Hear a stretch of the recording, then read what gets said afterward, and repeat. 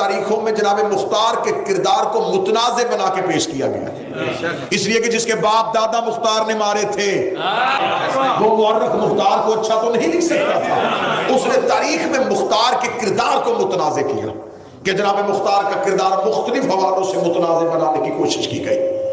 اور اب ہم پر جو الزام، جو میں نے کل بھی ایک چلتے چلتے تذکرہ کیا تھا کہ شیعہ تھے کوفہ کے رہنے والے جنہوں نے حسین کو قتل کیا تھا، اگر شیعوں نے قتل کیا تھا تو مختار نے بدلہ کس سے لیا؟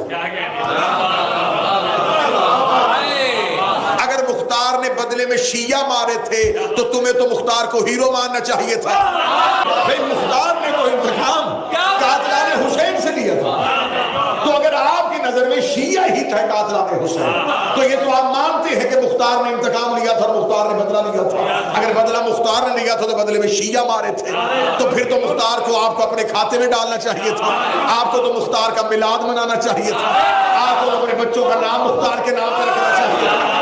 آپ نے یہ لکھا کہ کوفہ میں شیعہ تھے، کوفہ میں شیعہ تھے، چل اتنا تو مان گیا کہ اس دور میں شیعہ تھے، اس دور میں شیعہ تھے۔ تو اب مجھے بتا اگر کوفہ میں شیعہ تھے تو شیعہ کے علاوہ کون سا مسلک تھا؟ اگر کوئی اور مسلک تھا تو انہوں نے کربلا میں آ کے حسین کی مدد کیوں نہ کی؟ انہوں نے مختار کے ساتھ قیام کیوں نہ کیا تھا؟ میں نے پچھلی 4 تقاریر میں بتا دیا تھا کہ کوفہ میں مختلف قسم کے طبقے تھے، ہر طرح کا طبقہ کوفہ میں موجود تھا۔ امام حسین علیہ السلام کے ساتھ جنہوں نے کربلا میں 72 میں سے 50 سے زیادہ کی تعداد کوفے میں سے ہے۔ حبیب ابن مظہر کوفہ سے تھا، قابس کوفہ سے تھا، حبیب کوفہ سے تھا، مسلم ابن اوسطہ کوفہ سے تھا، بریر حمدانی کوفہ سے تھا۔